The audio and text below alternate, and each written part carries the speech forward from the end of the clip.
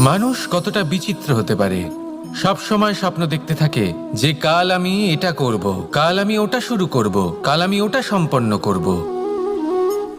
এই যে কাল শব্দটা, এই কাল অত্যন্ত বিচিত্র এক শব্দ। আমরা সবসময় এটাকে আসতে দেখতে পাই, কিন্তু এটা আসাতে বর্তমানে পরিণত হয়।